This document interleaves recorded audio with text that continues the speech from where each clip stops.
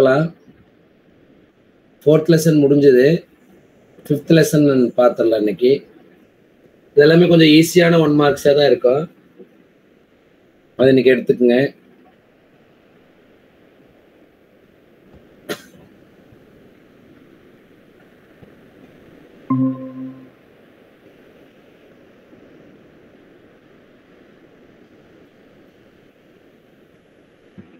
இந்த புக்கு தெரியுதா? ஒரே நிமிஷம்.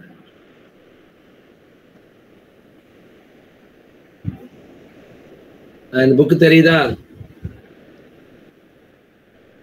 எஸ் சார், தெரியுது சார். ஓகே, 5th லெசன்ல இந்த क्वेश्चंस நம்ம பார்த்தறலாம். பாருங்க, ஃபர்ஸ்ட் क्वेश्चन 1/μ0ε0 இன் பரிமாணம் அப்படின்னு கேக்குறாங்க. சோ இத நம்ம ஒயிட் போர்ட்ல எக்ஸ்பிளைன் பண்ணலாம். இங்க நான் எழுதுறது தெரியுதான்னு பாருங்க. அவங்க கேக்குறது என்னன்னா, ஃபர்ஸ்ட் 1 மார்க் 1/μ0ε0 இன் பரிமாணம்னு கேக்குறாங்க. இப்ப நம்ம இந்த 5வது பாடம் மின்காந்த அலைகள்ல நாம் இந்த சியோட மதிப்பு, அதாவது ஒரு மின்காந்த அலையினுடைய திசைவேகம் அப்படின்னு சொல்லும்போது நாம இந்த மாதிரி ஒரு ஃபார்முலா படிச்சிருப்போம். 1/√μ0 × ε0 அப்படின்னு வச்சுக்கலாம். சிங்கிறது ஒளியின் வேகம் ஈக்குவல் டு 1/μ0ε0 வைக்கலாம்.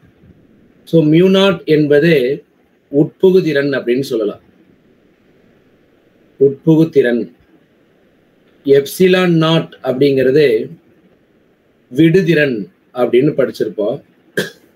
இப்ப இந்த 2 மதிப்புகளையும் பெருக்கிறாங்க. அப்ப இந்த மதிப்பு, இந்த ஃபார்முலா C = 1/√μ0ε0 வைக்கலாம். இப்ப நான் என்ன பண்றேன், 2 பக்கம் ஸ்கொயர் பண்றேன். அப்போ C² = 1/1 ஸ்கொயர் பண்ணா 1 தான். ஸ்கொயர் ரூட்டை ஸ்கொயர் பண்ணா ஸ்கொயர் ரூட் கேன்சல் ஆயிடும். ஸோ 1/μ0ε0 மாறும். அப்ப இங்க பாருங்க, 1/μ0ε0 அப்படிங்கிறத ஈக்குவலா மாறிடுச்சு. அப்ப இது எதை குறிக்குது 1/μ0ε0 அப்படிங்கிறது அப்படின்னு கேட்டால் ஒளியின் வேகம் அப்படின்னு சொல்லலாம். ஒளியின் வேகம். ஸோ இதை ஸ்கொயர் பண்றோம்னு அர்த்தம். நமக்கு தெரியும், ஒளியின் வேகத்துக்கு பரிமாண வாய்ப்பாடு L⁻⁻1. ஒளியின் வேகத்துக்கு பரிமாண வாய்ப்பாடுன்னு சொன்னா L⁻⁻1. இதை ஸ்கொயர் பண்ணுனா L² T⁻⁻2ன்னு வச்சுக்கலாம். L² T⁻⁻2. ஸோ இதுதான் 1/μ0ε0 இன் பரிமாணம். ஆன்சர் இருக்குதான்னு பாருங்க.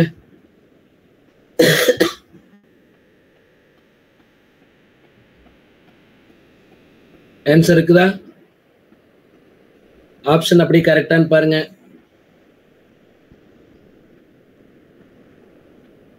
சமீன பேசுறது கேக்குதா?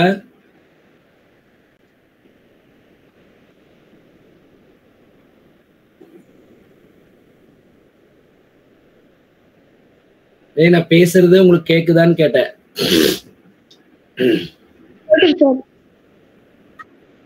சரி, ஓகே. ஆன்சர் இருக்குது இல்லையா? நம்ம கண்டுபிடிச்ச ஆன்சர் இருக்குதான்னு பாருங்க. எத்தனாவது ஆன்சர்னு பாருங்க 4 ஆப்ஷன்ல. பி சார், ரெண்டாவது. சரி, ரெண்டாவது பாருங்க. மின்காந்த அலை ஒன்றின் காந்தப்புலத்தின் எண் மதிப்பு 3 × 10⁻⁻6 டெஸ்லா எனில் அதன் மின்புலத்தின் மதிப்பு என்னன்னு கேக்குறாங்க.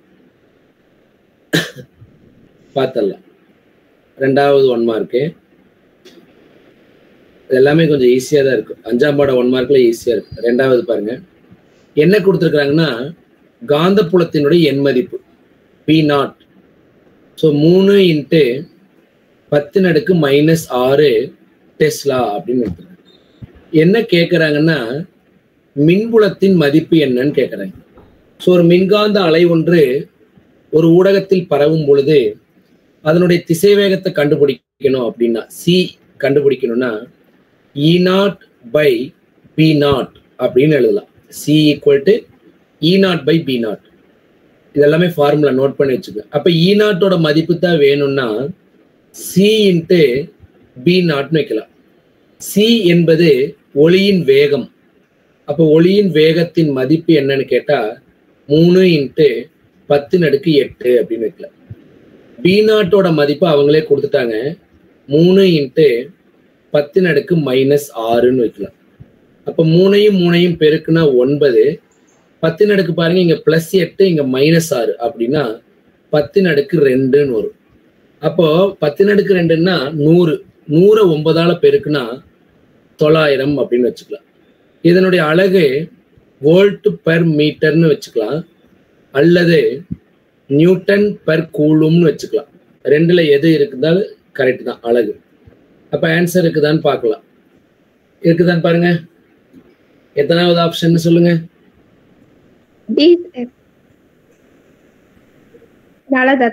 டி ஆப்ஷன், 4வது ஆப்ஷன். அடுத்தது பாருங்க, இது நம்ம சாதாரணமா புக்குக்குள்ள இருக்கக்கூடிய கொஸ்டின் தான். எந்த மின்காந்த அலையை பயன்படுத்தி மூடுபடியின் வழியே பொருட்களை காண இயலும்னு கேட்குறாங்க. அப்போ மூடுபனியின் வழியே பொருட்களை காண்பதற்காக நம்ம யூஸ் பண்ணக்கூடியது இந்த அகசிவப்பு கதிர்கள் அப்படின்னு சொல்லலாம். சரிங்களா? அகசிவப்பு கதிர்கள் மைக்ரோ அலைகள் மைக்ரோ அலை சமையல் கலன்ல வேலை செய்யுது. அப்புறம் தகவல் தொடர்புகளுக்கு அதை நம்ம யூஸ் பண்ணலாம். காமா கதிர்வீச்சு அப்படிங்கிறது அணுக்கருவிலிருந்து வரக்கூடியது. எக்ஸ் கதிர் அப்படிங்கிறது நம்ம மருத்துவத்துறையில் முதற்கொண்டு எல்லாம் யூஸ் பண்ணிட்டு இருக்கிறோம். இந்த அகசிவப்பு கதிர்கள் அப்படிங்கிறது முடநீக்கு சிகிச்சைக்கெல்லாம் பயன்படுத்துவாங்க. அதே மாதிரி மூடுபனியின் வழியே இந்த பொருட்களை நம்ம பார்க்கணும் அப்படின்னா இந்த கதிர்களை அனுப்பிச்சோம்னா அந்த பொருள் மறைஞ்சிருக்கிற அந்த பொருள் கொஞ்சம் கிளியரா நமக்கு தெரியும். அப்ப இதுக்காக யூஸ் பண்றது அகசிவப்பு கதிர்களை பயன்படுத்துறாங்கன்னு சொல்லலாம். சரி, 4வது 1 மார்க்கு. மின்காந்த அலைகளை பொறுத்து பின்வருவனவற்றுள் எவை தவறான கூற்றுகள்னு சொல்றாங்க. ஸோ மின்காந்த அலை அப்படின்னு பார்க்கும்போது ஒரு குறுக்கலை அப்படின்னா கரெக்ட். மின்காந்த அலைகள் பாருங்க, இதை குறுக்கலைன்னு சொல்லுவாங்க. இதுதான் அலை பரவும் திசை. அலை இப்படி போயிட்டு வருது, இப்படி போகுது பாருங்க. இதுல இந்த துகள்களினுடைய இந்த அதிர்வுகள் அப்படிங்கிறது அலை பரவும் திசைக்கு செங்குத்தாகவே இருக்கு. நான் ஏற மார்க் போடுறேன் பாருங்க. அலை பரவுறது இந்த திசை, ஆனா இந்த வைப்ரேட் ஆகிற அதிர்வுகள் இந்த திசை. அப்ப குத்தாக இருக்குது. எப்போ இது மாதிரி இருக்குதோ இதுக்கு பேர் குறுக்கலைகள்னு சொல்லலாம். அகடுகள் முகடுகளாக மாறுது அப்படின்னு சொல்லலாம். அப்ப மின்காந்த அலை என்பது ஒரு குறுக்கலை தான், கரெக்டு. மின்காந்த அலைகள் இயந்திர அலைகள் அல்ல. ஏனால் இயந்திர அலைகள் அப்படின்னு சொன்னால் ஊடகத்தின் உதவியுடன் தான் பரவ முடியும் அப்படின்னு சொன்னா அது இயந்திர அலைகள். ஆனா இந்த மின்காந்த அலை பரவுறதுக்கு ஊடகங்கள் தேவையில்லை. அதனால இது ஒரு இயந்திர அலை அல்லன்னு சொல்லலாம். மின்காந்த அலை நெட்டலையான்னு கேட்டா இப்பதான் சொன்ன மின்காந்த அலை என்பது குறுக்கலை. அப்ப இது கண்டிப்பா என்ன கிடையாதுன்னு கேட்டா நெட்டலை கிடையாது. அப்ப இந்த மின்காந்த அலை முடுக்கப்பட்ட மின் துகள்களினால் உருவாக்கப்படுகின்றனவான்னு கேட்டா ஆமா. மின் துகள்கள் முடுக்கப்படும் பொழுது மட்டும்தான் இந்த மின்காந்த அலைகள் உருவாக்கப்படுகின்றன. அப்போ அவங்க கேட்கறது தவறான கூற்று. அப்படின்னா மின்காந்த அலை நெட்டலை அப்படின்னு சொல்றது தவறு. சரிங்களா? அவ்வளவுதான். புரியலனா கேளுங்க, அடுத்தது போயிடலாம். புரிஞ்சது இல்லையா? 5வது 1 மார்க் போயிடலாமா? சரி, 5வது பாருங்க. அலை இயற்றி ஒன்றை கருதுக. அதில் உள்ள மின்னூட்டப்பட்ட துகள் ஒன்று அதன் சராசரி புள்ளியை பொறுத்து 300 மெகாஹெர்ட்ஸ் அதிர்வெண்ணில் அலைவுறுகிறது. அந்த அலையியற்றியால் உருவாக்கப்பட்ட மின்காந்த அலையின் அலைநீளத்தின் மதிப்பு என்னன்னு கேட்கிறாங்க. இப்ப அவங்க என்ன கொடுத்திருக்காங்கன்னா அதிர்வெண்ண கொடுத்திருக்கிறாங்க. அதிர்வெண் எஃப் அப்படின்னு வச்சுக்கலாம். எவ்வளவு கொடுத்திருக்கிறாங்க? 300 மெகாஹெர்ட்ஸ். கேபிட்டல் எம் போட்டாங்கன்னா மெகா. அப்ப இது எப்படி எழுதலாம்னா 300 மெகானா 10⁻6. ஸோ 10⁻6 ஹெர்ட்ஸ்ன்னு எழுதலாம். இப்ப நமக்கு என்ன கேட்கறாங்கன்னா அலைநீளம் கேட்கறாங்க. நமக்கு தெரிஞ்சது v ஈக்குவல் டு இல்ல சின்னு கூட வச்சுக்கலாம், இல்ல nu equal to C by லாம்டான்னு சொல்லலாம். இதை பாருங்க, நியூ அதிர்வெண் அப்படின்னு வச்சுக்கலாம். நியூங்கிறது அதிர்வெண், சிங்கிறது ஒளியின் வேகம் அப்படின்னு வச்சுக்கலாம். லாம்டாங்கிறது அலைநீளம். அப்ப நம்ம கேட்கறது என்னன்னா லாம்டாவை தான் கேட்கறாங்க. அப்ப lambda equal to C by நியூன்னு வச்சுக்கலாம். சி ஒளியின் வேகம் 3 × 10⁸ டிவைடட் பை இது பாருங்க அதிர்வெண் 300 × 10�6ன்னு வச்சுக்கலாம். இது எப்படி எல்லாம் பாருங்க, 3 × 10⁸ டிவைடட் பை 300 நான் 3ன்னு எழுதிக்கிறேன். அப்ப இங்க 10⁻2 இருக்கு வச்சுக்கலாம். இப்ப இங்க பாருங்க 10⁸ 10⁸ கேன்சல் ஆயிரும், 3 3 கேன்சல் ஆயிரும். அப்ப இதோட மதிப்பு 1 மீட்டர் அப்படின்னு வச்சுக்கலாம். அப்ப அந்த அலையினுடைய மதிப்பு, அலைநீளத்தின் மதிப்பு என்னன்னு வச்சுக்கலாம், 1 மீட்டர். ஆன்சர் இருக்குது. எத்தனாவது ஆப்ஷன் பாருங்க. இது எல்லாமே நீங்க எப்ப கேட்டாலுமே இதை ஒர்க் அவுட் பண்ணி கண்டுபிடிக்கலாம். இது எல்லாமே நீட்ல கேட்க மாட்டாங்கன்னு சொல்ல முடியாது, தாராளமா கேட்கலாம், நமக்கு வந்து கேட்கலாம்.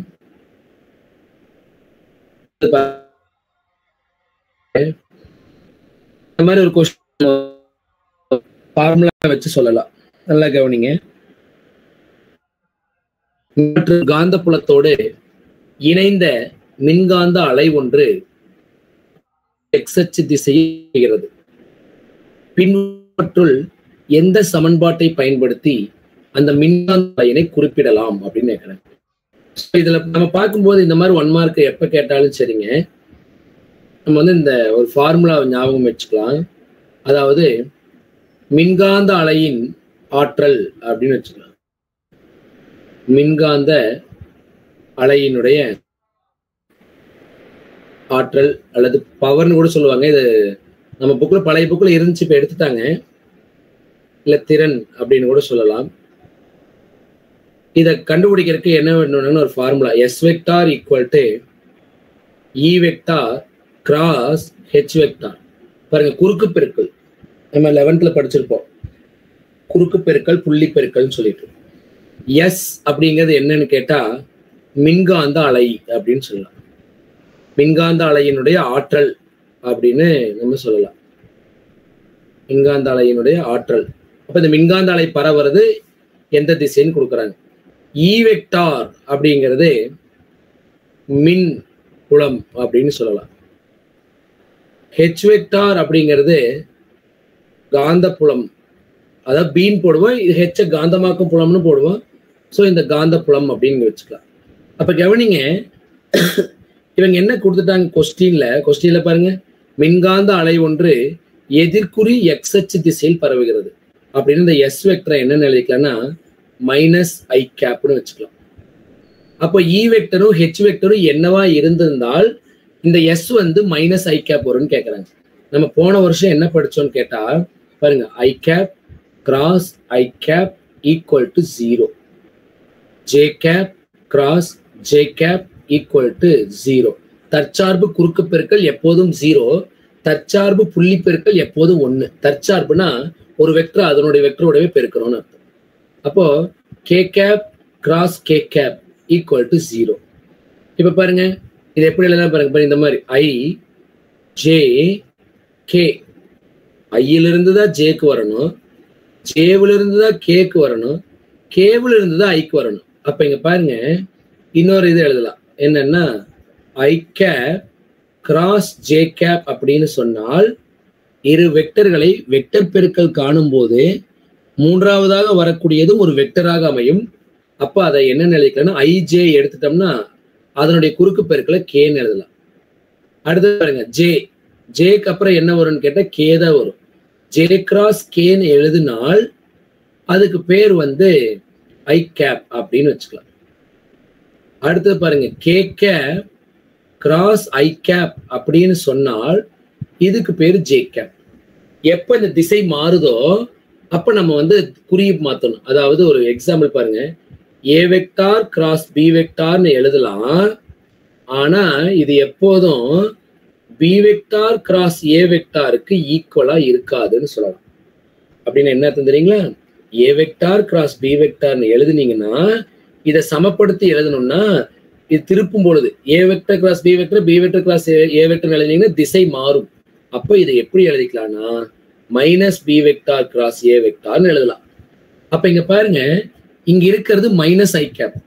ஐ கேப் வரணும்னா எப்படி இருந்திருக்கணும்? எப்போ ஐ கேப் வரணும்? ஜே கேப்பு கே கேப்பு இருக்கும்போது. அப்ப பாருங்க, ஐ கேப் பிளஸ்ல இருக்குதுன்னா ஜே கிராஸ் கேன்னு எழுதலாம். மைனஸ் ஐன்னு இருந்தா வேற வழி இல்லை, K cap cross J cap அப்படித்தான் எழுதணும். புரியுதுங்களா? நல்லா கவனி. ஜேக்கு அப்புறம் தான் சரி, கரெக்ட் தான். ஜே கேப்க்கு அப்புறம் தான் கே கேப். இப்படி ஆர்டரா வந்தா ஐ எழுதிக்கலாம். ஆனா கே கேப்ல இருந்து ஜே கேப்புக்கு ரிவர்ஸ்ல வரும் அப்படின்னா அதுக்கு பேர் மைனஸ் ஐ கேப். அப்ப என்ன எழுதிக்கலாம் தெரியுங்களா?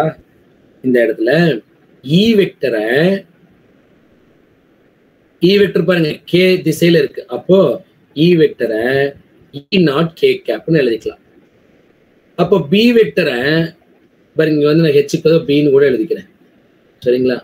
ஹெச்சுக்கு தான் பின்னு எழுது. பி வெக்டரை பி நாட் என்ன திசை? J Y. ஜேன்னா ஒய் திசைன்னு அர்த்தம். அப்போ ஜே கேப்னு எழுதிக்கலாம். அப்போ எப்போ மின்காந்த அலை எதிர்குறி எக்ஸ் அச்சில் போகிறதோ அப்போ மின்புலம் இசட் திசையிலும் காந்தப்புலம் ஒய் அச்சு திசையிலும் போயிட்டு இருக்குன்னு அர்த்தம். இப்ப ஆன்சர் பாருங்க என்னன்னு, எந்த ஆப்ஷன் கரெக்ட்னு பாருங்க. புரியலன்னா அடுத்த 1 மார்க் போகும்போது ஒன்று புரிஞ்சிடும். இந்த மாதிரி எத்தனை கேட்டாலும் நம்ம திசை எழுதலாம். 6வது 1 மார்க் பாருங்க. 6வது 1 மார்க் ஆன்சர் என்னன்னு பாருங்க. மின்காந்த அலைகள் எக்ஸ் மட்டும்தான் பரவுதுன்னு சொல்லிருக்காங்க சார். அது எப்படி ஐ கேப் தான் திசையில தான் பரவுதுன்னு கண்டுபிடிச்சாங்க? அதாவது ஒரு நிமிஷம் இருங்க, நம்ம 11th இந்த மாதிரி படிச்சிருப்போம். எக்ஸ் அச்சு ஒய் அச்சு இசட் அச்சுன்னு வச்சுக்கோங்க. எக்ஸ் அச்சுல நம்ம என்ன அளவீடு எடுத்துக்கிறோமோ இந்த வெக்டர் அளவை எக்ஸ் அச்சின் திசையில குறிப்பிட்டு காட்டுறது. இப்ப பாருங்க, இ வெக்டார் அப்படின்னா மின்புலத்தின் திசை. இத நான் எப்படி எழுதுறேன்னா இ நாட் கே கேப்னு எழுதுனா என்ன அர்த்தம் தெரியுங்களா? இந்த இ வெக்டார் அப்படின்னு சொல்லி இதுக்கு எண் மதிப்பும் இருக்கு, திசையும் இருக்கு. அப்ப இந்த இ வெக்டருடைய எண் மதிப்பு இ நாட்டு, அதனுடைய திசையை குறிப்பிட்டு காட்டுறதுக்கு கே கேப்னு எழுதுறோம். அப்போ எக்ஸ் அச்சுல திசையை குறிப்பிட்டு காட்டணும்னா ஐ கேப், ஒய் அச்சுல திசையை குறிப்பிட்டு காட்டணும்னா ஜே கேப், இசட் அச்சுல திசையை குறிப்பிட்டு காட்டணும்னா கே கேப். அப்ப இவங்க என்ன கொடுத்துருக்காங்கன்னா எதிர்குறி எக்ஸ் அச்சுன்னு சொல்றாங்க.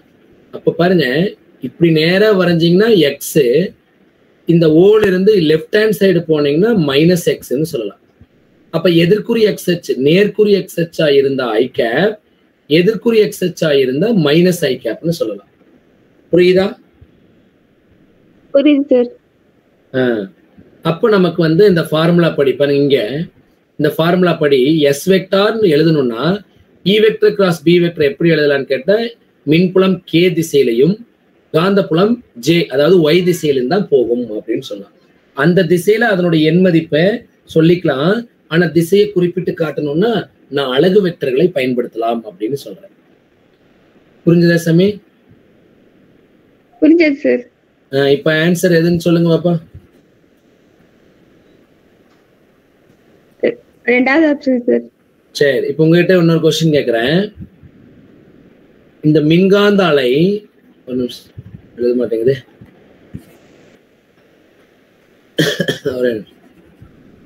இப்ப இந்த ஆப்ஷன் எல்லாம் மறந்துருங்க, நான் வேற சொல்றேன்.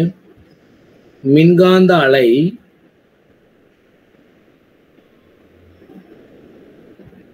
நேர்குறி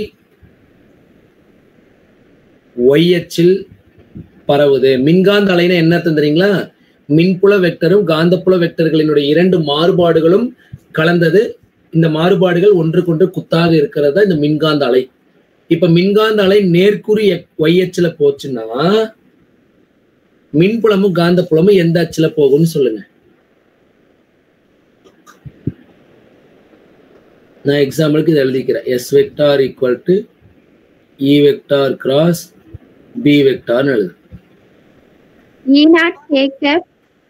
ஒரு நிமிஷங்க, ஒரே ஒரு நிமிஷம். மின்காந்த அலை நேர்குறி y அச்சுல போகுதுன்னு சொன்னால் இந்த எஸ்ங்கிற இடத்துல நான் என்ன எழுதலாம்? என்ன எழுதலாம்? ஐயா ஜேவா கேவா இல்ல மைனஸ் ஐயா மைனஸ் ஜேவா மைனஸ் கேவா? J cap sir. J cap அப்படின்னு எழுதலாம். எப்ப ஜே கேப் எதனுடைய வெக்டர் பெருக்கம் ஜே கேப் அமையும்னு பார்க்கணும். சொல்லுங்க பாப்பா. E வந்து E naught K cap. K கேப்ல போகும். ஓகே. B வந்து I கேப்ல போகும் சார். B வந்து I கேப்ல போகும். அவ்வளவுதான். இவ்வளவுதான் விஷயம். ஈஸியா புரிஞ்சிருச்சு பாருங்க. இப்போ நம்ம இன்னொரு இதுல இதே மாதிரி ஒரு கொஸ்டின் வரும். அப்ப நம்ம தனியா பாத்துக்கலாம். சரி, இப்ப 7வது கொஸ்டின் போய்க்கலாம். கொஸ்டின் படிக்கிறீங்களா? Yes sir. வெற்றிடத்தில் பரவும் மின்காந்த அலை ஒன்றின் மின்புலத்தின் சராசரி இருமடி மூல மதிப்பு 3Vm இன்வர்ஸ் எனில் காந்த புலத்தின் உச்ச மதிப்பு.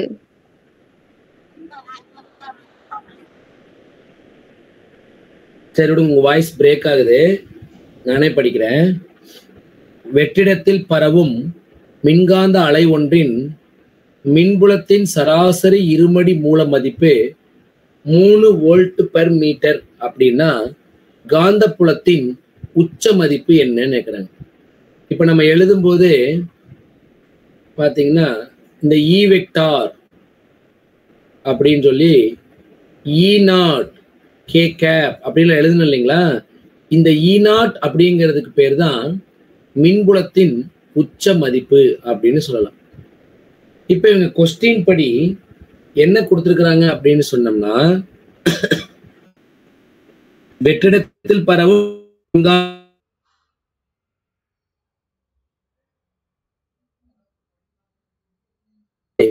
அப்படின்னு சொல்லலாம். இதுதான் அதாவது ரூட்டு மீன். ரூட்னா ஆர்னா எம்னா மீன். ரூட் மீன் சொல்றோம்ல, மீன் எஸ். அதாவது இப்ப இந்த ERMS கண்டுபிடிக்கிறதுக்கு ஒரு ஃபார்முலா இருக்கு. என்னன்னா E naught divided by root 2. இது நம்ம எங்க படிச்சோம்னா 4th லெசன்ல இருக்கு, தியரியில இருக்கும். ERMS VRMS அப்படின்னா IRMS VRMS சொல்லுவாங்க. அதாவது IRMS அப்படிங்கறதோட மதிப்பு I naught divided by root 2 அப்படின்னு எழுதலாம். அந்த மாதிரி நான் ERMS E naught divided by root 2 எழுதுறேன். மதிப்பு மட்டும் எழுதுறேன், நான் திசை எடுத்து. அப்ப எனக்கு மின்புலத்தின் உச்ச மதிப்பு வேணும். அப்ப என்ன வேணும்? E நாட் மதிப்பு வேணும்னால் ERMS நான் வந்து ரூட் 2ஆல பெருக்கலாம். இப்ப இவங்க கொஸ்டின்ல என்ன கேட்கறாங்கன்னா, காந்த புலத்தினுடைய உச்ச மதிப்பு என்னன்னு கேட்கறாங்க. அதாவது P நாட்டோட மதிப்பு கேட்கறாங்க. எப்படி கண்டுபிடிக்கிறதுன்னு தெரியுங்களா? P நாட்டோட மதிப்பு எப்படி கண்டுபிடிக்கலாம்? உங்களுக்கு ஏதாவது ஐடியா இருக்குதா? இதுக்கு முன்னால நான் நடத்தினேன். C equal to E not by B not sir. E not by B not. ஆனா இங்க E நாட்டை அவங்க கொடுக்கல. அப்போ நான் இதை எப்படி எழுதிக்கலாம்னா ERMS into root 2 divided by B நாட்னு எழுதலாம். அவங்க கேட்கறது B நாட் தான் கேட்கறாங்க. அப்ப B naught equal to ERMS into root 2 divided by C. ERMS எவ்வளவு கொடுத்துருக்குறாங்க? சில நேரம் இதுக்கு பேர் பயனுறு மதிப்புன்னு சொல்லுவாங்க. 3 ERMS வந்து 3. ஸோ 3 இன்ட்டு ரூட் 2ஓட மதிப்பு 1.414 எழுதலாம். Root 2ஓட value. சிங்கிறது ஒளியின் வேகம். 3 இன்ட்டு 10⁸. இப்ப பாருங்க, மூணையும் கேன்சல் பண்ணலாம். 10⁻8 மேலே போயிடுச்சுன்னா ஸோ 1.414 இன்ட்டு 10⁻8 மேலே போச்சுன்னா 10⁻−8 P0 அப்படிங்கிறது என்னங்க காந்தப்புலம். ஸோ டெஸ்லா அப்படின்னு எழுதலாம். ஆன்சர் இருக்குதான்னு பாருங்க. எந்த ஆன்சர் வரும்னு சொல்லுங்க. A option sir. ஓகே, இப்போ 8வது கொஸ்டின் நீங்க தான் சொல்ல போறீங்க.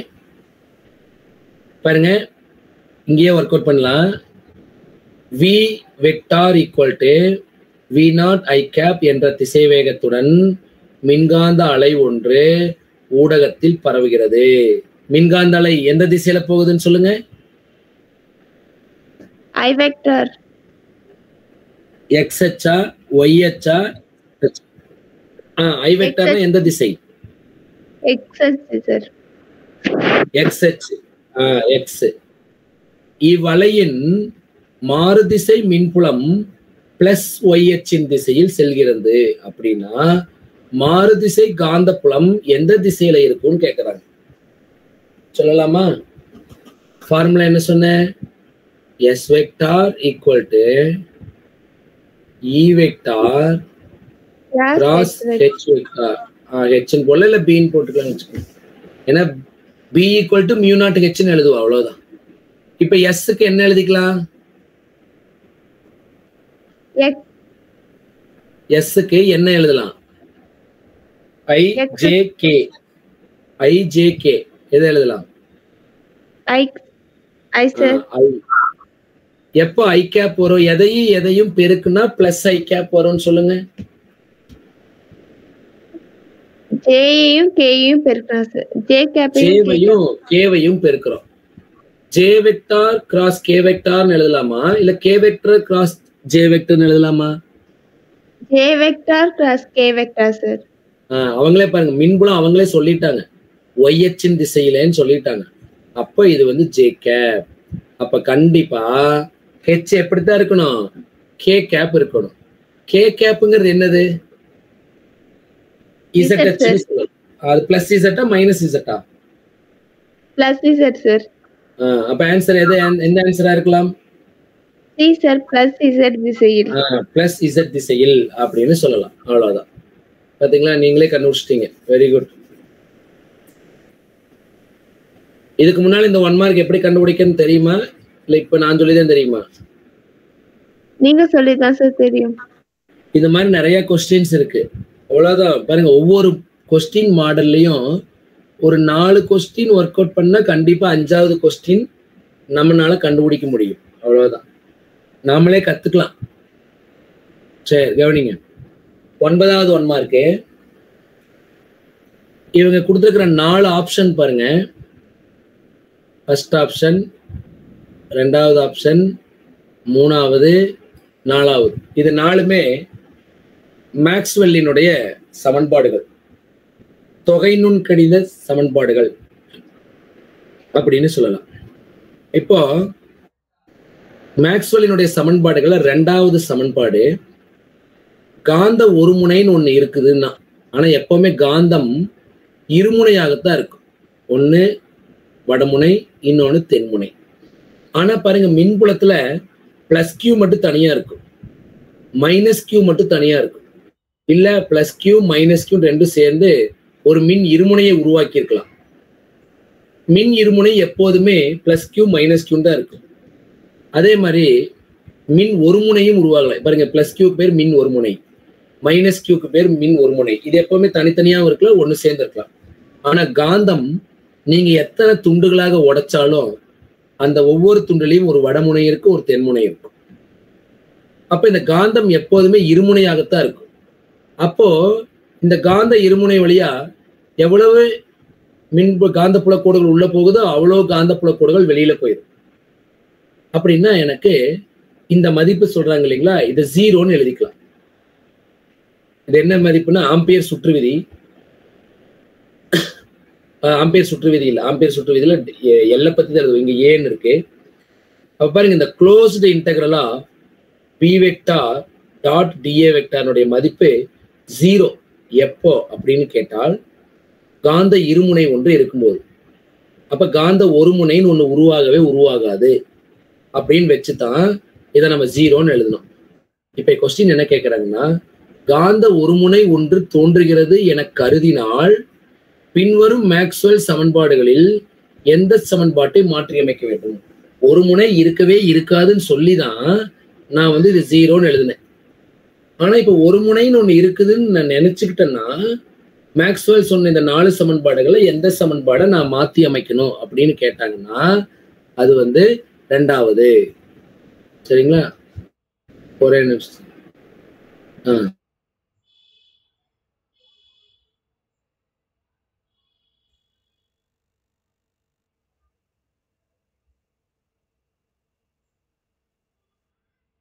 சமன்பாட்டை மாற்றி அமைக்கணும் அப்படின்னு சொல்லலாம். ஒரே நிமிஷம், இது ஏதோ ஆட் மாதிரி வந்துச்சு.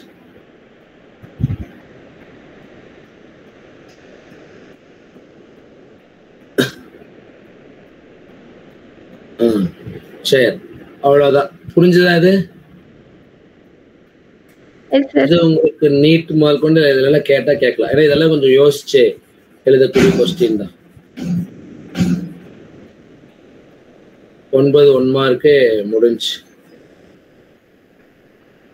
10வது பாருங்க, பிரான்கோபர் வரிகள் அப்படிங்கிறது எந்த வகை நிறமாலைன்னு சொல்லலாம். நம்மகிட்ட மொத்தம் 6 வகையான நிறமாலைகள் இருக்குது.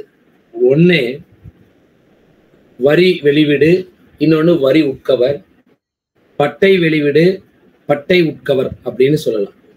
அதாவது 6க்கு நான் சொன்னது தொடர் உட்கவர் நிறமாலை, தொடர் வெளிவிடு நிறமாலை, வரி உட்கவர் நிறமாலை, வரி வெளிவிடு நிறமாலை, பட்டை உட்கவர் நிறமாலை, பட்டை வெளிவிடு நிறமாலை.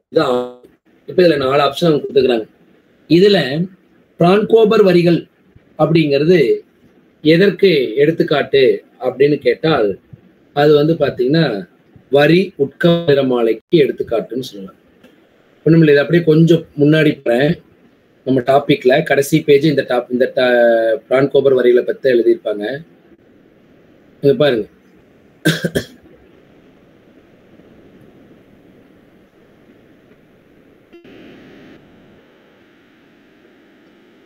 இங்க கவனிங்க. பிரானோபர் வரிகள் அப்படின்னு கொடுத்துருக்காங்க பாருங்க.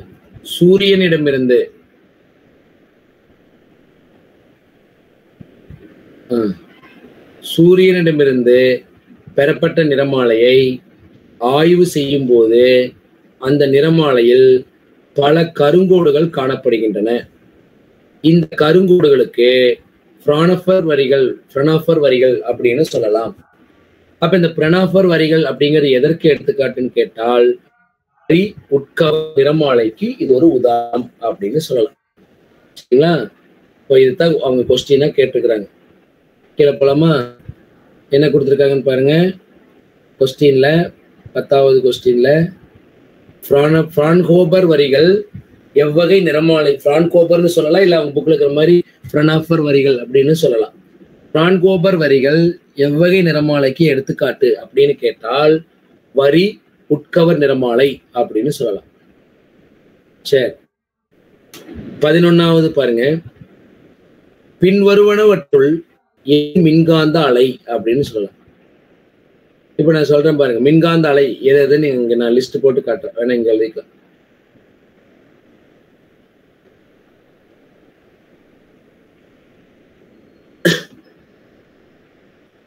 மின்காந்த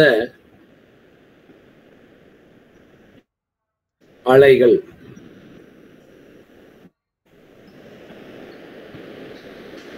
ஒன்னு ரேடியோ அலை, 2 மைக்ரோ அலை,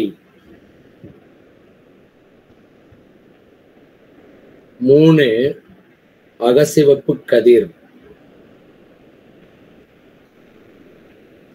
அகச்சிவப்பு கதிர், 4 கட்புலனாகும் ஒளி இல்ல கண்ணுறு ஒளி அப்படின்னு சொல்லலாம், 5 புற ஊதா, புற ஊதா கதிர், 6 எக்ஸ் கதிர், 7 காமா கதிர் அப்படின்னு சொல்லலாம். இதுக்கு பேரு காமா கதிர்கள். இந்த 7 தான் மின்காந்த அலைகள். எது? ரேடியோ அலை, மைக்ரோ அலை, அகசிவப்பு கதிர்கள், கட்புலனாகும் ஒளி, புற ஊதா கதிர்கள், எக்ஸ் கதிர்கள், காமா கதிர்கள். இப்போ இதுக்கு நீங்க பதில் சொல்லுங்க. பின்வருவனவற்றுள் எது மின்காந்த அலை? காமா கதிர்கள் சார். காமா கதிர்கள். அவ்வளவுதான். ஆல்பா கதிர்கள், பீட்டா கதிர்கள் எல்லாம் அணுக்கருவிலிருந்து வெளியே வரக்கூடியது. நியூட்ரான் சிதைவடைவதன் மூலம் ஒரு தாய் அணுக்கரு சேய் அணுக்கருவா மாறும் போதெல்லாம் இந்த கதிர்கள் வெளியில வருது. காமாவும் வரும். அதுல காமா கதிர் மட்டும் மின்காந்த அலை. இந்த ஆல்பா, பீட்டா, காமா இது எல்லாமே அணுக்கரு சிதைவின் காரணமாக வரக்கூடியதுதான். அதுல இந்த காமா கதிர் மட்டும் மின்காந்த அலைகள் அப்படின்னு சொல்லலாம். சரி, 12வது பாருங்க. பின்வருவனவற்றுள் எது மின்காந்த அலையை உருவாக்க பயன்படுகிறதுன்னு கேட்கிறாங்க. மின்காந்த அலை உருவாகணும்னா முடுக்குவிடப்பட்ட துகள்கள் மின்காந்த அலைகளை உருவாக்கும். ஒரு மின் துகள் ஓய்வு நிலையில இருக்கக்கூடாது. அதை முடுக்குவிக்கணும். அப்படி முடுக்குவிக்கப்படும் பொழுது மட்டும்தான் அது மின்காந்த அலையை உருவாக்கும். First option correct. சீரான திசை வேகத்தில் இயங்கும் மின்துகள், இந்த சீரான திசையில் இயங்கும் மின்துகள்கள் கண்டிப்பா ஒரு மின்காந்த அலையை உருவாக்காது. ஓய்வு நிலையில இருக்கிறதும் உருவாக்காது. இயக்கத்தில் இருக்கணும். இயக்கத்துல இருந்தாலும் அது சீரான திசை வேகத்துல இருக்கணும் அப்படின்னு சொல்றேன். மின்னூட்டமற்ற துகள் கண்டிப்பா மின்காந்த அலையை உருவாக்காது. அப்ப மின்காந்த அலையை உருவாக்கணும்னா நமக்கு மின் துகள்கள் எப்படி இருக்கணும்னு கேட்டா முடுக்கு விடப்பட்டதா இருக்கணும் அப்படின்னு சொல்லலாம். சரி, 13வது பாருங்க. ஒரு சமதள மின்காந்த அலையின் மின்புலம் E அப்படின்னு கொடுத்துட்டாங்க. இதுல இந்த ஈனுடைய மதிப்பு E0 sin 10⁻x minus omega T அப்படின்னு சொன்னால் ஒமேகாவின் மதிப்பு என்ன அப்படின்னு கேட்குறாங்க. அப்போ இந்த ஒமேகாவினுடைய மதிப்பை நம்ம பார்க்கணும். இன்னொரு 3 1 மார்க் தான் பார்த்தோம்னா முடிஞ்சு. சரி, கவனிங்க. இப்போ அவங்க சொன்ன ஈக்குவேஷனை நம்ம எழுதிக்கலாம். E ஈக்குவல் டு E0 என்ன கொடுத்தாங்க? E0 சைனா E0 sin பிராக்கெட்டுக்குள்ள 10⁻6x மைனஸ் ஒமேகா டி அப்படின்னு வச்சுக்கலாம். இந்த ஈக்குவேஷன் எப்படி எழுதலாம்னா இப்படி எழுதலாம். E equal to E0 sin kx minus omega டின்னு எழுதலாம். இப்போ இதில் என்ன கேட்குறாங்கன்னா ஒமேகாவின் மதிப்பு என்னவா இருந்திருக்குன்னு கேட்குறாங்க. இப்போ நல்லா கவனிங்க. இந்த கேஎக்ஸையும் ஒமேகா டியையும் நான் கழிக்கிறேன். எப்போ 2 அளவுகளை கழிக்க முடியும் அப்படின்னு கேட்டா ரெண்டுத்துக்கும் சம அளவீடுகளா இருக்கணும். சமமான அலகுகளை கொண்டிருக்கணும். அந்த 10 அப்படிங்கிறது சமமா இருந்திருக்கணும் ரெண்டுக்கும். அப்படி இருக்கக்கூடிய அளவுகளை மட்டும்தான் நம்மளால கழிக்க முடியும். அப்ப இந்த இடத்துல பாருங்க, ரெண்டையும் கழிக்கிறாங்கன்னா ரெண்டும் ஒரே அளவுகளை தான் குறிக்குதுன்னு அர்த்தம். அப்ப நான் என்ன எழுதிக்கலாம்? K X minus omega T equal to 0ன்னு எழுதிக்கலாம். அப்ப கேஎக்ஸ் ஈக்குவல் டு ஒமேகா டின்னு எழுதுவேன். அப்போ ஒமேகா ஈக்குவல் டு நான் என்ன எழுதிக்கலாம்? K X divided by T அப்படின்னு எழுதலாம். இதுல கேவோட மதிப்பை அவங்களே கொடுத்துட்டாங்க 10⁻6. எக்ஸை டீயால வகுக்கிறோம். எக்ஸுங்கிறது தொலைவு, டீங்கிறது காலம். தொலைவு பை காலம் வேகம். அது என்னன்னா மின்காந்த அலையின் வேகம். அப்ப நான் என்ன பண்றேன்? இந்த எக்ஸ் பை டீயை நான் சீன்னு எடுத்துக்கிறேன். அப்போ சியினுடைய மதிப்பை நான் 3 இன்ட்டு 10^8 எடுத்துக்கிறேன். அப்போ இந்த x/t என்ன மதிப்பு எழுதலான்னு கேட்டால் 3 இன்ட்டு 10^8. அப்போ 3 இன்ட்டு 10 ஒரு பக்கம் 10^6, இன்னொரு பக்கம் 10^8. அப்போ மொத்தமா 10^4. இந்த ஒமேகாவினுடைய அலகு ரேடியன் பெர் செகண்ட் அப்படின்னு சொல்றோம். Radian per second 3 into 10^14 radian per second அப்படின்னு சொல்லலாம். ஆன்சர் இருக்குதான்னு பாருங்க. இருக்கு சார். ஓகே, அடுத்து பாருங்க 14வது. பின்வருவனவற்றில் மின்காந்த அலையை பொறுத்து தவறான கூற்று எதுன்னு கேட்கிறாங்க. இது நம்ம மின்காந்த அலையினுடைய பண்புகள்ல படிக்கலாம். மின்காந்த அலை ஆற்றலை கடத்தும் அப்படின்னு சொன்னால் அது கரெக்ட் தான். மின்காந்த அலை ஆற்றலை கடத்தும். வேகம் ஒண்ணு இருக்குன்னா அதுக்கு உந்தம் ஒண்ணு இருக்கும். அப்போ உந்தத்தையும் கடத்தும். இப்பதான் பத்தி எல்லாம் பேசணும்.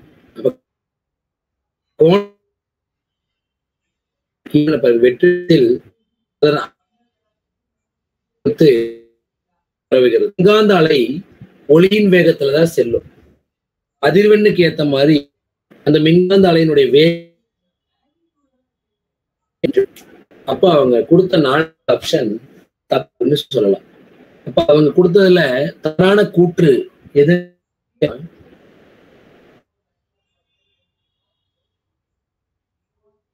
4வது ஆப்ஷனை நம்ம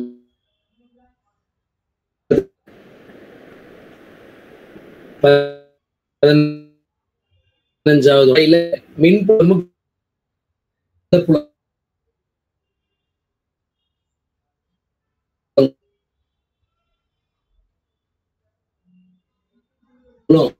செங்குத்து இல்லை அப்படிங்கிற ஆப்ஷனை எடுத்துடலாம். எந்த 2 ஆப்ஷன் வராதுன்னு நினைக்கிறீங்க?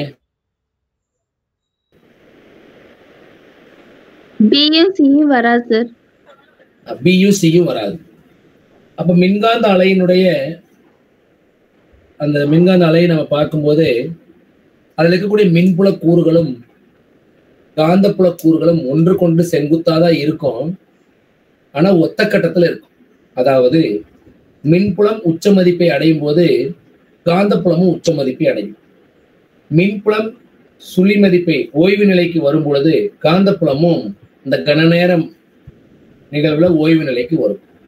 அப்ப இவங்க 2 பேரும் ஒரே கட்டத்துலதான் போறாங்கன்னு அர்த்தம். அப்ப இதுக்கு இல்லைன்னா இருக்குன்னு கேட்டா மின்காந்த அலையினுடைய பண்புகள்ல இருக்கும். அப்ப இந்த மின்காந்த அலை அதுல இருக்கக்கூடிய மின்புலமும் காந்தப்புலமும் ஒன்றுக்கொன்று செங்குத்தாகத்தான் இயங்கும். அவங்க 2 பேரும் ஒரே கட்டத்துல இருப்பாங்க. அப்ப கட்ட வேறுபாடு சுழி அப்படின்னு சொல்லலாம். அப்ப எந்த ஆப்ஷன் வரும்? ஏ சார்.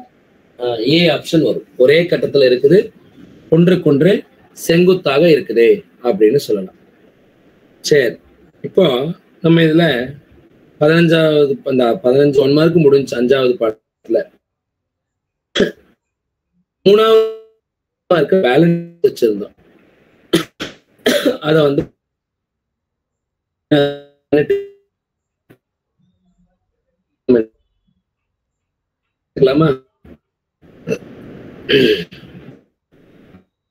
உங்க கையில புக் இருக்குன்னு நினைக்கிறேன்.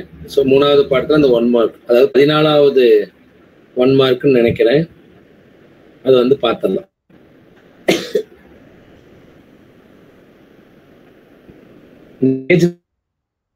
அந்த 1 மார்க் இருக்கு நம்பர்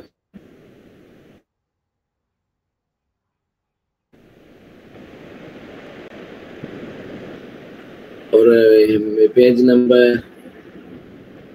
4வது பாடத்துல தானே, 3வது பாடத்துல 185 குலமா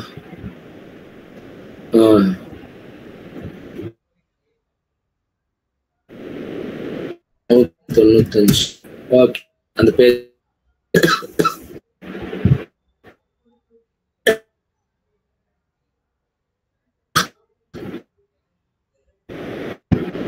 question or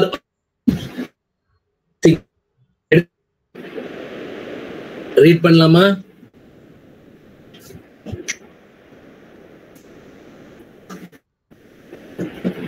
தேர்ட் லெசன் அந்த 1 மார்க் எடுத்துட்டீங்களா? ரீட் பண்ணலாமா? எடுத்துட்டேன் சார். சரி, ஓகே. ஆர் ஆரமும் சிக்மா பரப்பு மின்னூட்ட அடர்த்தியும் கொண்ட மின்காப்பு பெற்ற தட்டு அதன் பரப்பின் மீது அதிகப்படியான மின்னூட்டங்களை பெற்றுள்ளது. ஒரு தட்டு ஒண்ணு எடுத்துக்கிறாங்க. அந்த தட்டு ஒரு உலோக தட்டுன்னு வச்சுக்கலாம். இதுல வந்து மின்காப்பு பெற்றதுன்னு அர்த்தம். அப்படின்னா மின்னூட்டங்கள் அது வழியா போயிட்டு இருக்கும்போது மின்காப்பு பெற்றது அப்படின்னு சொன்னா பரவுறதில்லை, வெளியில இருந்து உள்ளேயும் உள்ள இருந்து வெளியிலையும் பரவுறதில்லைன்னு. மின் காப்பீடு பெற்றது அப்படின்னு சொன்னாங்க. லீக் ஆகாது அப்படின்னு சொன்னாங்க. அதன் மேல மின்னூட்டங்கள் இருக்கு. இந்த தட்டின் பரப்பிற்கு செங்குத்தாக ஒரு அச்சு ஒண்ணு இருக்குங்கிறாங்க. அந்த அச்சு ஒமேகாங்கிற கோண திசை வேகத்துல சுத்தும். ஒரு எக்ஸாம்பிளுக்கு பார்த்தோம்னா, அதாவது பாருங்க, இதுதான் வந்து ஒரு தட்டுன்னு வச்சுக்கலாம். இந்த தட்டினுடைய ஆரம் மையப்பகுதியிலிருந்து இது வரைக்கும் இருந்துச்சுன்னா இதனுடைய ஆரம் வந்து ஆர் அப்படின்னு வச்சுக்கலாம். இதன் மேல பரப்படர்த்தி மின்னூட்ட பரப்படர்த்தின்னு சொல்லுவாங்க. அப்படின்னா sigma equal to Q by ஏன்னு சொல்லலாம். ஓரளவு பரப்பிற்கான மொத்த மின்னூட்டங்கள். இதுல நிறைய மின்னூட்டங்கள் இருக்கு. ஓரளவு பரப்பிற்கு மட்டும் என்ன, இந்த தட்டுக்கு செங்குத்தா இப்படி ஒரு அச்சு போகுது, சரிங்களா? தட்டுல இருந்து ஒரு குச்சி ஒண்ணு நட்டு வச்சோம்னா தட்டுல மேல இருந்து கீழே வரைக்கும் போகுதுன்னு வச்சுக்கலாம். இந்த அச்சை பற்றி இது வந்து இப்படி சுத்துதுன்னு வச்சுக்கலாம். ஒமேகாங்கிற கோண திசை வேகத்துல சுற்றுது. சுழலும் அச்சுக்கு செங்குத்தான திசையில், எது சுழலும் அச்சு? இதை சுழலும் அச்சு. இந்த அச்சுக்கு செங்குத்தான இந்த திசைன்னு வச்சுக்கலாம். பி வலிமை கொண்ட காந்தப்புலத்திற்கு நடுவே இந்த தகடை சுத்தர மாறி வச்சிருந்தோம்னா அதன் மீது செயல்படும் திருப்புத்திறனின் எண் மதிப்பு என்னன்னு கேட்கறாங்க. இப்போ நம்ம இதை அந்த பக்கம் போய் ஒர்க் அவுட் பண்ணிக்கலாம். ஒயிட் போர்டில் ஒர்க் அவுட் பண்ணிக்கலாம். இங்கே ஒர்க் அவுட் பண்றதுக்கு இடம் பத்தாது. சரி, கவனிங்க, இதை மட்டும் பார்த்துக்கலாம். தேர்ட் லெசன்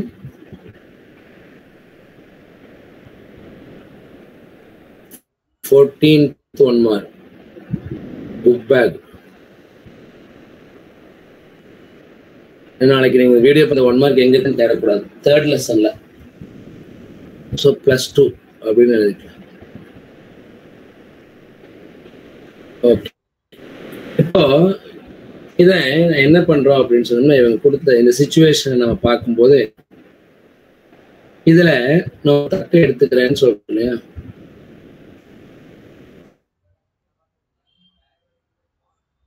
செங்குத்த கூடிய காலத்துக்குள்ள கொண்டு போய் இந்த தட்டை வச்சுட்டோம். இதனுடைய பத்தி நம்ம நான் வந்து இது பண்ற ஒரு சின்ன வளையம்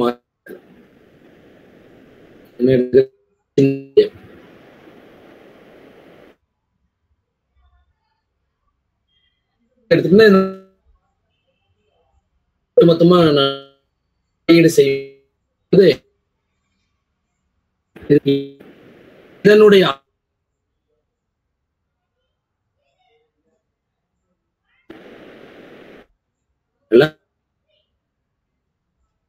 தடிமன், இந்த தட்டினுடைய தடிமன் திக்னஸ் சொல்லுவோம் இல்லைங்களா? வந்து நான் என்னன்னு எடுத்துட்டேன்னா dx அப்படின்னு எடுத்துட்டேன். அப்போ இதுல எவ்வளவு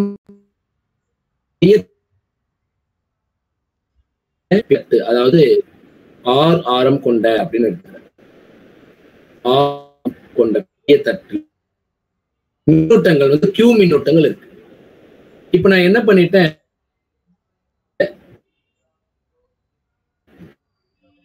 இது எக்ஸ் ஆரம்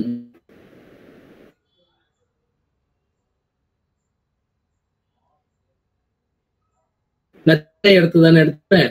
அதுல இருக்கக்கூடியது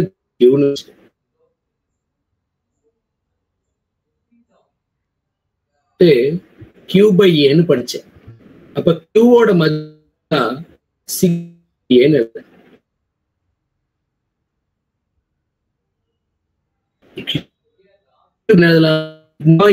பரப்புல மாற்றம் இருக்கு. ஏன்னா சின்ன தட்டா எடுத்துட்டேன்.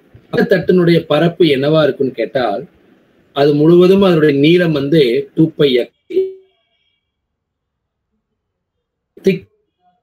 இப்ப பாருங்க, dA நான் எப்படி எழுதிட்டேன் 2πx நீளம் இன்டு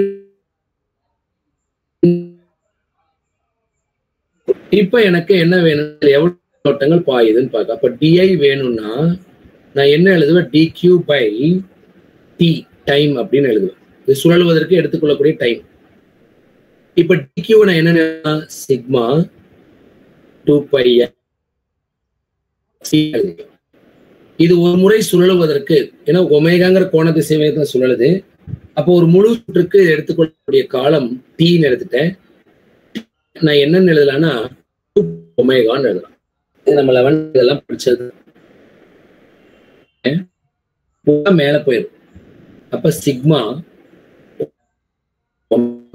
எக்ஸ் டிஎக்ஸ் ஏன்னா இந்த 2π இந்த 2π கேன்சல் ஆயிருக்குன்னு அர்த்தம். நல்லா கவனிங்க. நான் அடுத்த பேஜ் எழுதிடுறேன். இப்ப நம்ம கிட்ட இருக்கிறது சிக்மா எக்ஸ் டிஎக்ஸ்ன்னு இருக்கு. இதுதான் டிஐ. திருப்புத்திறன் கேட்கிறாங்க. திருப்புத்திறன் கண்டுபிடிக்கணும் அப்படின்னு சொன்னால் எனக்கு முதல்ல திருப்பு விசை என்னன்னு பார்க்கணும். அப்ப திருப்பு விசை ஈக்குவல் டு பாருங்க tau equal to BIA so பெரும திருப்பு சைன் தீட்டாவின் மதிப்பு 1 பிஏன்னு எழுதலாம். ஏன்னா சின்ன வளையம் மட்டும் தான் எடுத்துட்டேன். நான் என்னன்னு எழுதிக்குவேன் நம்ம கூட என்ன மாறுது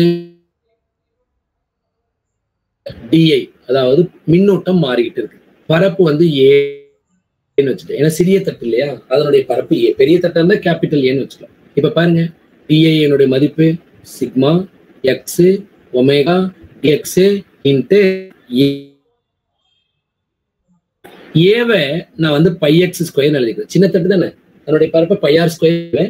பட் இங்க ஆரத்தை தான் எக்ஸ்ன்னு எடுத்துட்டு அதனால πx ஸ்கொயர் எழுதிட்டேன். அப்ப என்ன ஒமேகா சிக்மா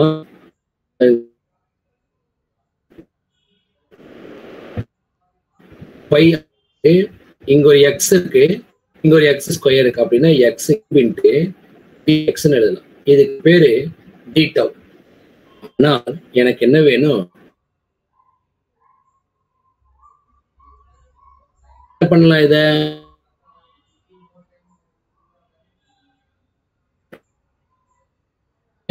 ஆரத்தின அப்படி கொஞ்சம் பெருசா கூட தட்டு சின்ன கூட எடுத்துருக்கலாம். அப்போ நீங்க இந்த இடத்துல தட்டுல ஆரம் கொண்ட தட்டுல நான் ஒரு சின்ன தட்டை எடுத்துக்கிட்டேன். அப்ப நான் மையத்துல இருந்து நான் இதனுடைய ஆரத்தை எக்ஸ்ன்னு எடுத்துட்டேன். நான் வேணும்னா இந்த எக்ஸை என்ன பண்ணிருக்கலாம் இல்லைன்னா எக்ஸ் பண்ணியிருந்தா எது வரைக்கும் போயிருப்பேன் 6 வரைக்கும் போயிருப்பேன். அப்போ இதை நான் தொகையிடும் பொழுது 0விலிருந்து 6 வரைக்கும் போட்டேன். 0விலிருந்து 6 வரைக்கும் தான் என்னால் இதை மாற்ற முடியும். அப்ப இது எப்படி எழுதலாம்னு பாருங்க. Integration of 0 to r what is d tau இங்க எழுதிக்கிறேன் பாருங்க.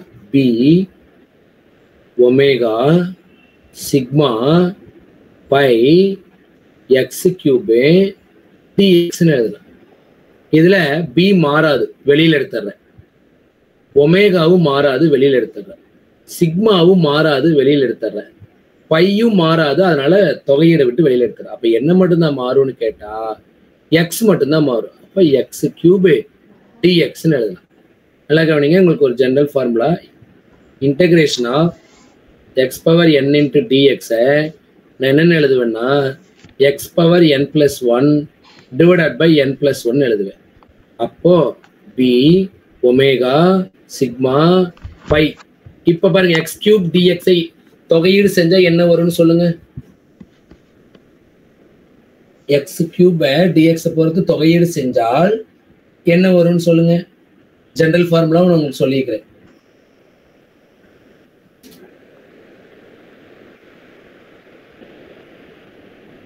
என்ன வரும்னு சொல்லுங்க.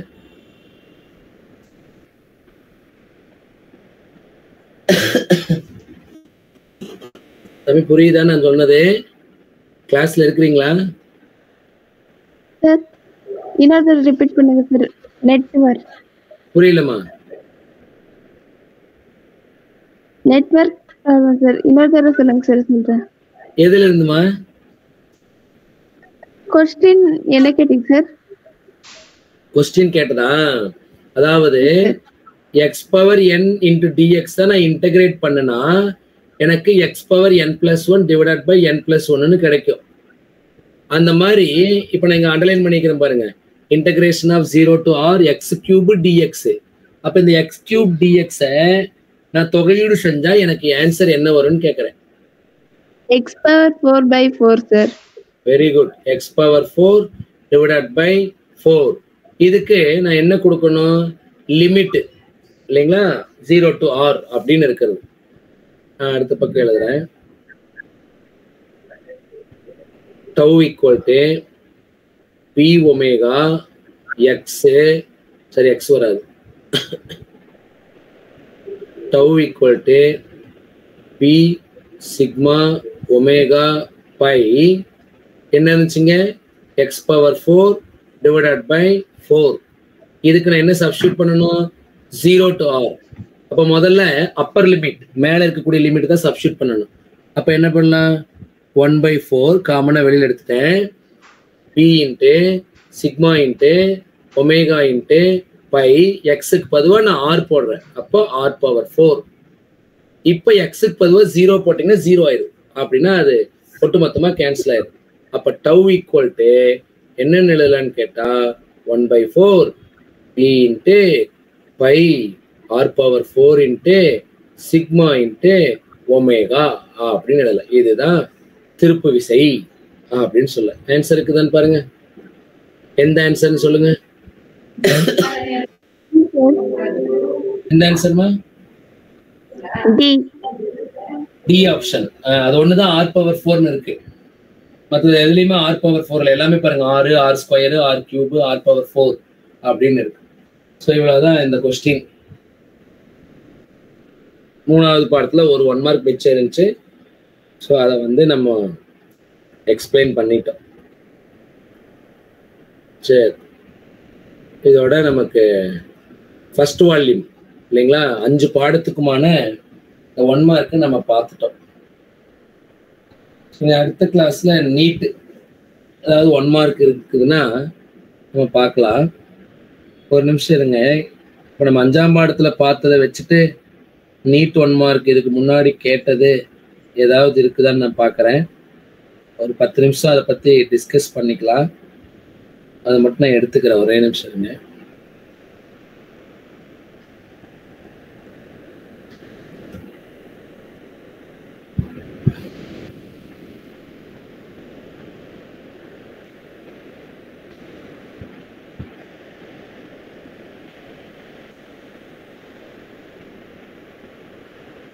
Electromagnetic waves.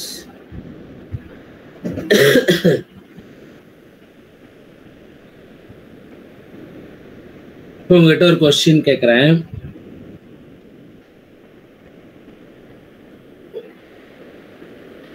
பாருங்க, கொஸ்டின் எழுதுறேன்.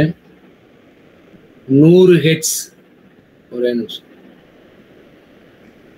100 ஹெட்ஸ் அதிர்வெண் கொண்ட 100 ஹெட்ஸ் அதிர்வெண் கொண்ட ஒளியின்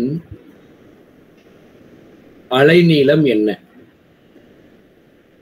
100 ஹெட்ஸ் அதிர்வெண் கொண்ட ஒளியின் அலைநீளம் அப்படின்னு கேட்குறாங்க. நான் ஆப்ஷன் கொடுத்துட்றேன். 4 × 10⁶ மீட்டர். ரெண்டாவது ஆப்ஷன் 3 × 10⁶ மீட்டர். மூணாவது ஆப்ஷன் 2 × 10⁶ மீட்டர். நாலாவது ஆப்ஷன் 5 × 10⁻⁻5 மீட்டர். எது வரும்னு சொல்லுங்க.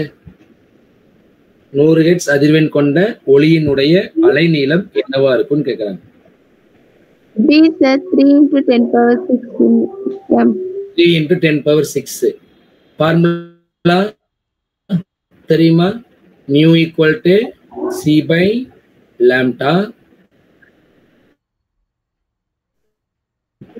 Lambda equal to C by நியூன்னு சொல்லலாம். சி வந்து 3 × 10⁸ டிவைடட் பை நியூ. நியூங்கிறது எவ்வளோங்க? 100. ஸோ 100ன்னா 10⁸ மேலே போயிடுச்சுன்னா ஸோ 3 × 10⁸ டிவைடட் பை 10⁸ எழுதலாம். இதை மேலே கொண்டு போனோம்னா 3 × 10⁸ × 10⁻⁻2 எழுதலாம். அப்போ 3 × 10⁻6 மீட்டர் அப்படின்னு சொல்லலாம்.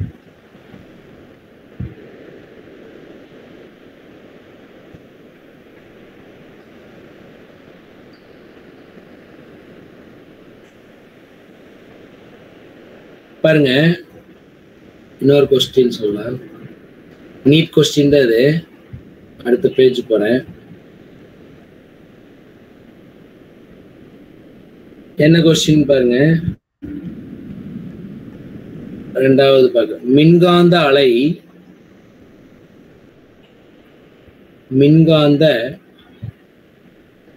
அலை ஒன்று எக்ஸ் அச்சு வழியே மின்காந்த அலை ஒன்று எக்ஸ் அச்சு வழியே பரவுகிறது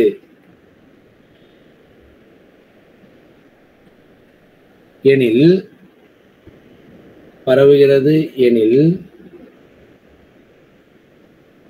கீழ்கண்ட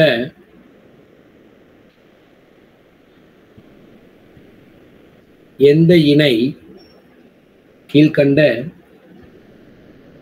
இணை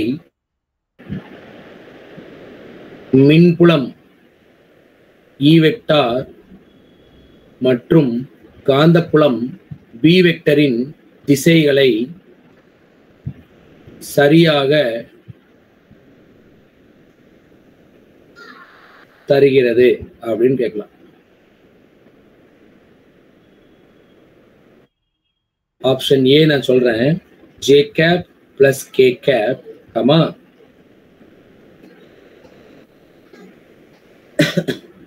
ஒரே நிமிஷம்.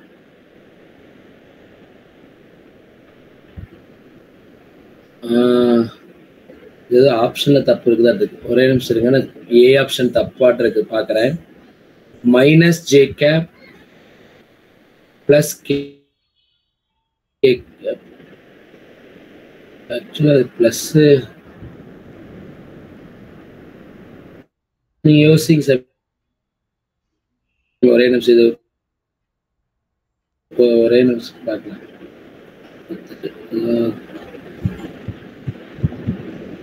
கொஸ்டின் மட்டும் பாருங்க, ஒரே நிமிஷம். ஆப்ஷன்ல ஏதாவது தப்பு இருக்குதா இருக்கு.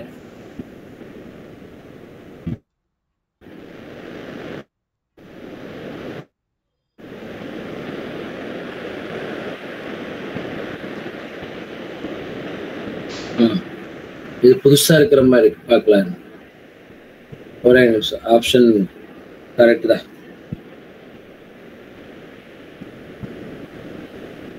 ஆக்சுவலா இவங்க வந்து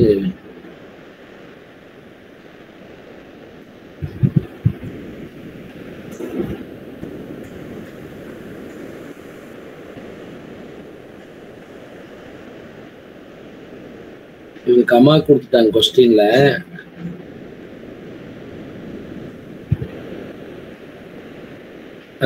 பார்க்கலாம் sir. J cap plus K cap, இது வந்து டாட் தான் வரணும். ஏ ஆப்ஷன் சொல்றேன். J cap plus K cap dot J cap plus K cap அப்படின்னு எழுதலாம். இது ஆப்ஷன் ஏ. ஆப்ஷன் பி வந்து minus J cap plus K cap dot. மூணாவது option J cap plus K cap dot minus J cap minus K cap. நாலாவது option minus j cap plus k cap dot minus j cap plus k cap அப்படின்னு சொல்லலாம். இதுல ஏதாவது யோசிக்க முடியுதா உங்களால? மின்காந்த அலை ஒன்று எக்ஸ் அச்சின் வழியா தான் பரவுது அப்படின்ட்டாங்க. அப்படின்னா கீழ்கண்ட எந்த இணை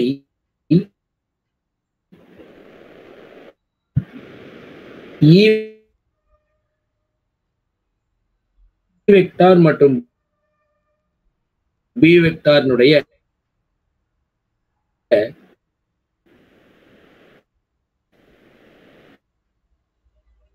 திசையை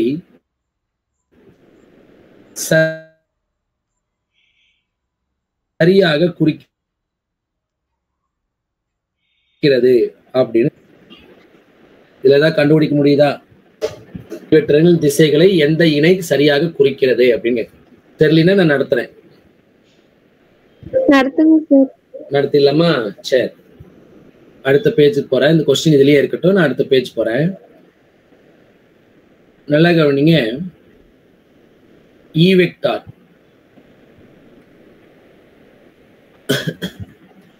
E வெக்டார் என்பது மின்புலம். அதுக்கப்புறம் B வெக்டார் என்பது காந்தப்புலம். இவை இரண்டுமே வெக்டர் அளவுகள். இப்ப அங்க ஆப்ஷன்ல கொடுத்துருக்கிறதெல்லாம் புள்ளி பெருக்கல்ல கொடுத்துருக்குறாங்க. அப்போ இரண்டு வெக்டர்கள் ஒன்றுக்கொன்று செங்குத்து அப்படின்னு சொன்னோம்னா, இரண்டு வெக்டர்கள் ஒன்றுக்கொன்று செங்குத்து அப்படின்னு சொல்லணும்னா, செங்குத்து எனில் இந்த இரண்டு வெக்டரினுடைய புள்ளி பெருக்கல் கண்டிப்பாக சுழியாக இருக்கணும். நல்லா கவனிங்க. E என்பதும் ஒரு வெக்டார், B என்பதும் ஒரு வெக்டார். இந்த இரண்டு வெக்டர் ஒன்றுக்கொண்டு செங்குத்துன்னு நம்ம படிச்சிருப்போம். மின்காந்த அலைகள்ல மின்புலமும் காந்தப்புலமும் ஒன்றுக்கொன்று செங்குத்து. கடைசி 15வது 1 மார்க் நம்ம பார்க்கும்போது கூட நான் சொல்ல ஒத்த கட்டத்தில் இருக்கு, இவை இரண்டும் ஒன்றுக்கொன்று செங்குத்து அப்படின்லாம் கொடுத்துக்கிறாங்க. அப்ப ரெண்டும் செங்குத்தா இருந்தா ரெண்டுக்கு புள்ளி பெருக்கல் கண்டுபிடிச்சா 0 ஆகணும். அப்போ கவனிங்க, 1 மார்க் முன்னாடி போனோம் இல்லையா? கரெக்ட் தசமி. இது வந்து பாருங்க, இந்த புள்ளி எடுத்துக்கிறேன், நான் கமானே வச்சுக்கிறேன். கமா கரெக்ட் தான், புள்ளி இல்லை. ஏன்னா இதுல ஃபர்ஸ்ட் இருக்கிறது மின்புலம், ரெண்டாவதா இருக்கிறது காந்தப்புலம்.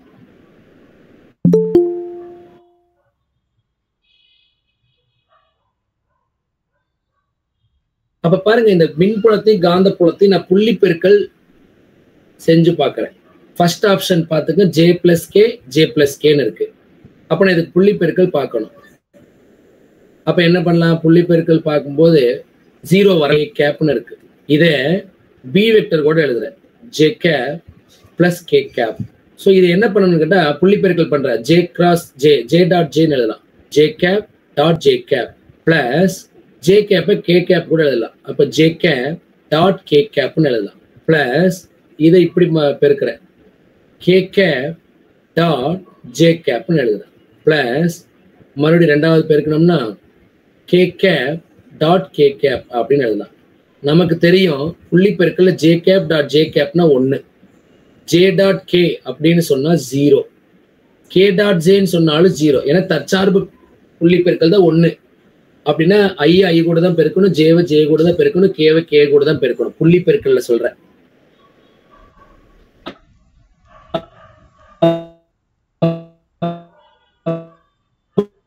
இப்போ நாலாவது பாருங்க, K cap. ஆனா இது என்ன ஆகல? That is not equal to 0. அப்படின்னா ஃபர்ஸ்ட் ஆப்ஷன் தப்புன்னு அர்த்தம். ஃபர்ஸ்ட் ஆப்ஷன் தப்பு. ஏன்னா ரெண்டே பேருக்குன்னா 0 வரவே இல்லை. சரி, இப்போ ரெண்டாவது பெருக்கி பார்க்குறேன். ரெண்டாவது ஆப்ஷன் பார்க்கலாமா? ரெண்டாவது ஆப்ஷன்ல என்ன கொடுத்துருக்குறாங்க?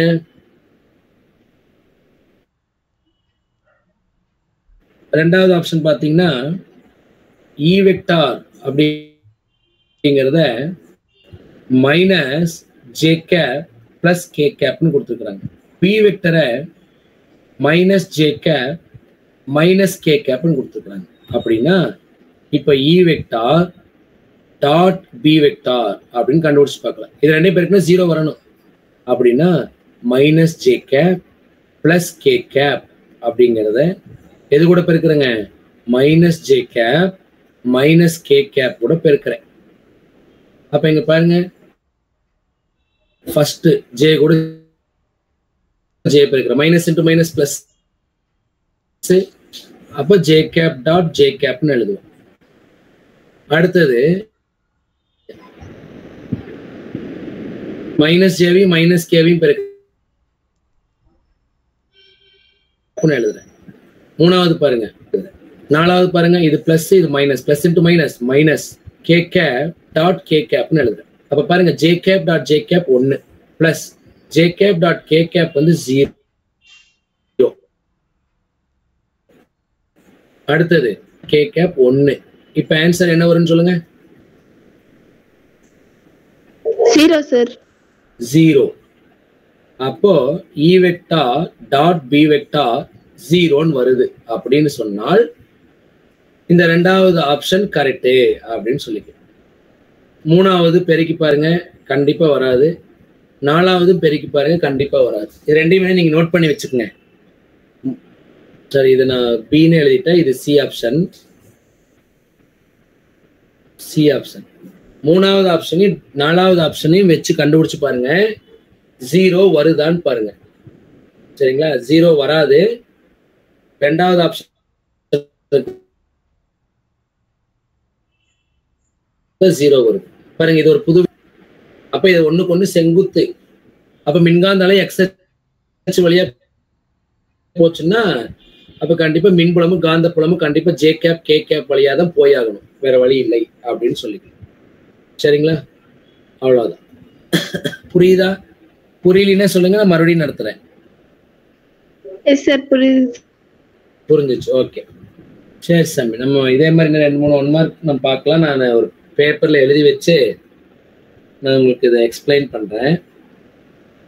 சரி சாமி, தேங்க்யூ. இன்னொரு கிளாஸ்ல இன்னொரு பாடம் பார்க்கலாம். Thank you sir. ஓகே.